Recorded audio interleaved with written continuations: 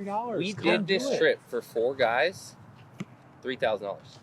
Well, it's super unique. Yeah. It's very unique that I mean, I'm not just bullshitting you. I think it's an honor that you picked us. I mean, it's cool. We've got a great history here. Don't get me wrong. It's really cool, and that's fine. I always tell our staff, you know what? We got to make our own history now. Because you know what? Jack Nicholson ain't walking in here ever again. What's cool about it is that we're changing our mold. It's not just to live on the past. The past is great. Don't get me wrong. It's awesome to have those bones. I want the golf course to be manicured. I want it a certain way. And and they've done it. These guys have done everything that I've asked. It's been great. When you walk up and just see the screen complex, I was like, "Holy shit!" Yeah, it's that good. Well, we want people to watch this series and plan a trip to the Twin Cities. Come into your pro shop and say, "We saw the MuniciPals documentary. We wanted to come here because of how good it was." I can afford to play it. Yeah, play it twice.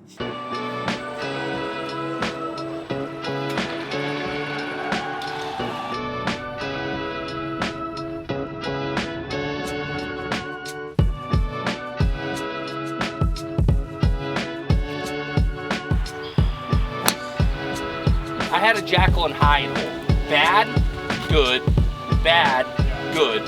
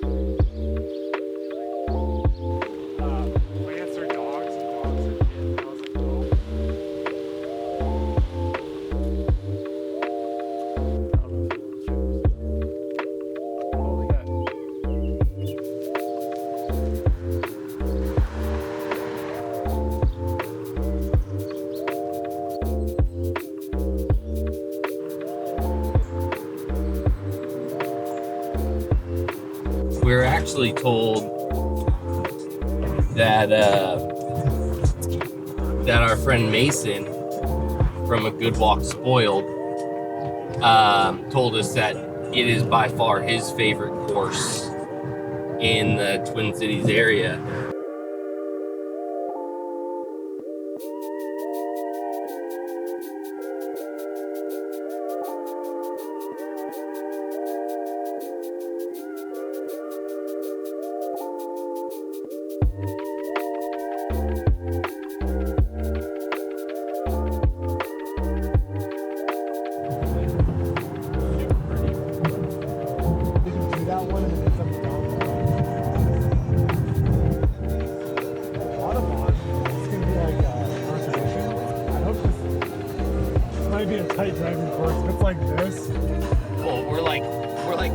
This is Mason's description, the Muni of all Munis.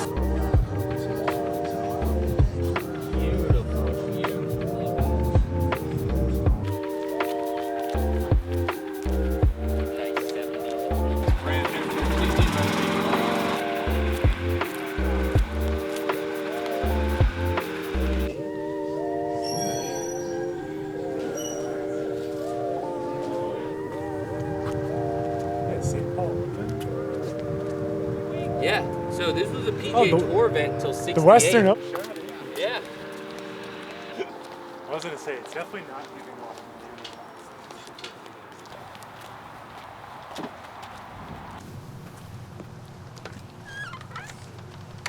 Yeah, this is Mark. Hey, Mark. How are you? We're the guys of the podcast. We're the guys of the podcast. I'm Chris. Troy. How you doing? Nice to We meet got you. Pax over there. Okay. and then Ashton. Okay. Hey, Ashley. Ashley, nice to meet you. Nice to meet you too. Okay. All the way from the West Coast. What are you doing here? So we do a public golf podcast, and our big thing is we want to showcase golf trips that people can take on a budget. Where'd you guys play yesterday? Braymore. Braemar, okay. Yeah. This is an interesting, parallel.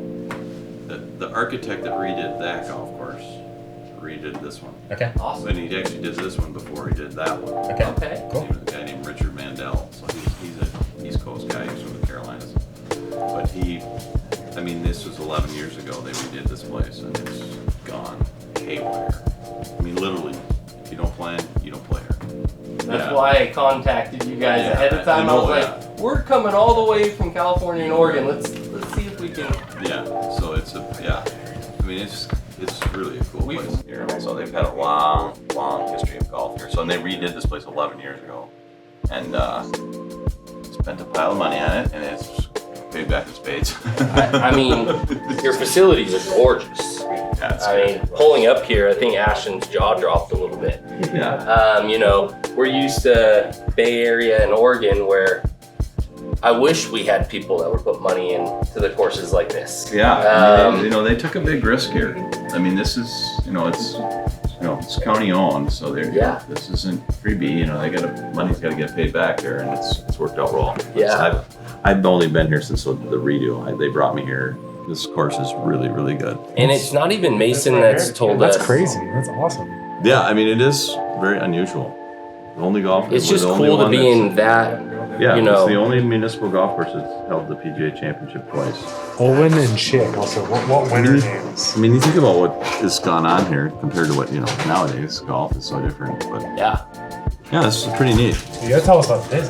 America's worst holes. Okay, you'll like this. This is the most controversial part of this place. Is that this gets in Golf Digest all the time. That's the redo. They talk about this place a lot. But it's all you're gonna experience it. You can be the judge. It's a par 3. Believe me, my friend. You may not like it so much. You give it this. This is our thing. Matumbo. You remember the basketball? Oh yeah. So when we play golf here, not today. When you hit the tree, not in my house. Because it's very annoying. But the members love it here, and there's no way you're taking it out. Doing it for Team Dog. This is how you build a body of a god, of a golf god, is with transfusions and hot dogs, with no warm-up, and no preparation, 2 hours of sleep. Yeah. But I'll show you. I'm going to show you something on the first tee here, which will. Let's head on over there. So they don't do it. Standard used to be red, white, blue. Yeah. So when we redid this course, they changed the model: black, blue, white, green. So we don't define it by like men's, ladies. We define it by yardage and where you're going to have a good time from. Okay. So the black tees here don't get a lot of usage because this is plenty. So, but this I'll show you what they do here. It's super good. You'll see this right away. Now they just redid all the bunkers here last fall, so it was kind of a big upgrade because the bunkers here were kind of this is the final point of what we needed to do here, and it's been awesome. Got this sand in from Wisconsin. It's called Fredonia, and it's made this course even better, and it's hard to get on here. I'm not gonna lie. That's what we were told. That's why. So you can see how everything he does is very much framed. Yeah. You can see where the bunkers is, or where the green is. All the complexes is right in front of you, other than the 9th hole. And then after the tee shot on 9, it goes right back into totally being able to see the green. Everything is right in front of you, and that's really, in my opinion, that's the strength of this course. I'm more traditional. Like I like to see what I'm not a big blind man's bluff guy, so this is what I want to. Personally, it's not my course, but what I love to see is the way they do it like this, where it's right in front of you, so it's not like a surprise. So. Well, for as long as you've been here, I think you can claim it as your course. There's a lot of people think that I do own it.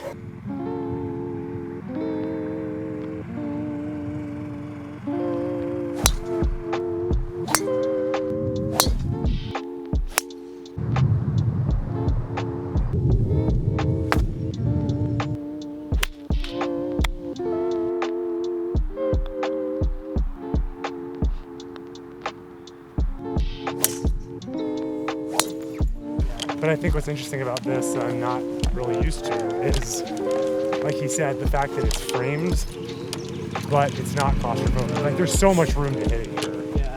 And also I just love a centerline bunker. I know that pisses off. Oh, center lines are best, man.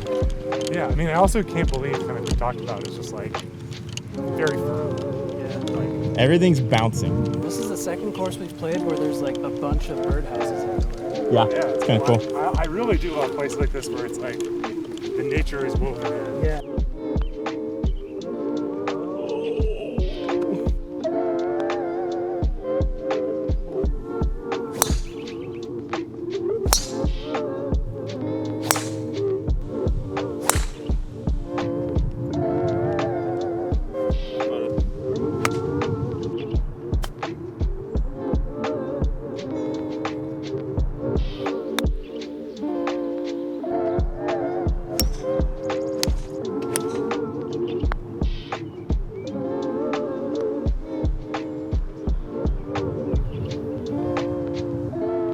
Framed but not claustrophobic. Yeah.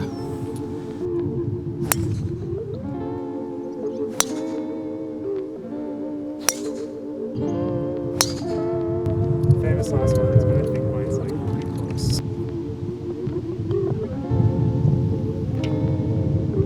Very nice pick. Thank you.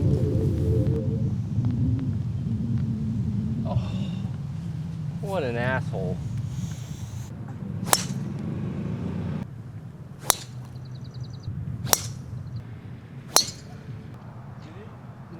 Hit on the green? I think it ran short. Oh, packed. That's really good, Troy. Do it.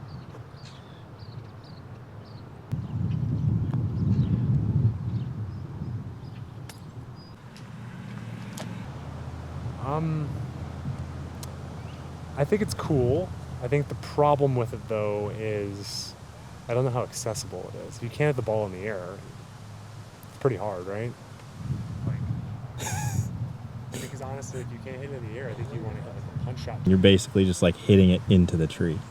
Yeah, but I mean, they clearly didn't do this to be one of one. Like, let's put it this way: if this course was built 10 years ago, I would think this is the stupidest thing I've ever seen. But because historically this is what it was, I'm kind of into it. Yeah. I don't think I want to play it every day, but I don't know. Let me tell you after I hit it.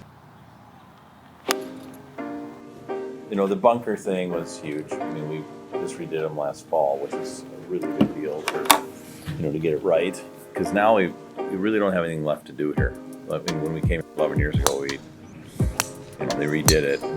There's some of the stuff was, it's tweaking it. Now he's got it right. It's really good. Well, yeah, this place takes a beating. I mean, It doesn't look like I it know. now. Get up, get up, get up. I rolled out a bit, but that's still a beautiful shot. These greens, man, Crazy how everything just like. it's so hard. It's the root density. That's what that's what they strive for. I mean, you gotta have big, good roots, or you're gonna fail.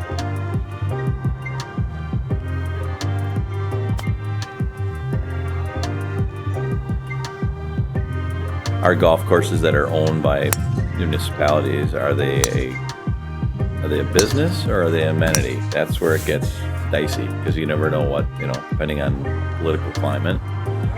They took a big risk on this baby. I mean, a big one. I mean, they spent a ton of money. This building was demolished. They redid every, they went, cover to cover here. I mean, they regrassed. Everything was gone. Well, I mean, we initially took out hundreds of trees here when they redid it, okay? And then they had this disease, ash borer. So we had to remove another 120 trees here.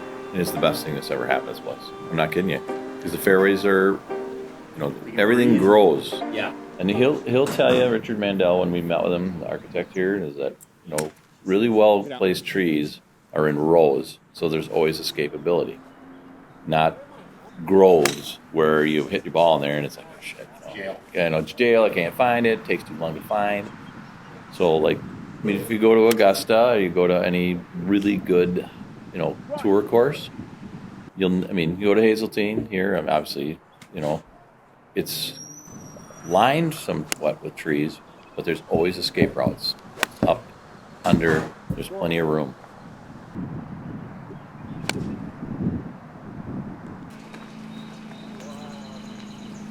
And it's very interesting. He taught me a lot when I was here. It was interesting to talk to him about what the vision is. Because the golfer doesn't look at it, and I didn't look at it like this. I'm like, now I'm like, oh my God, don't play anything, The iron game has come back thanks to some high noons. The iron game was so bad early on. That was like the best 5 iron I've hit in like a year. It was so good.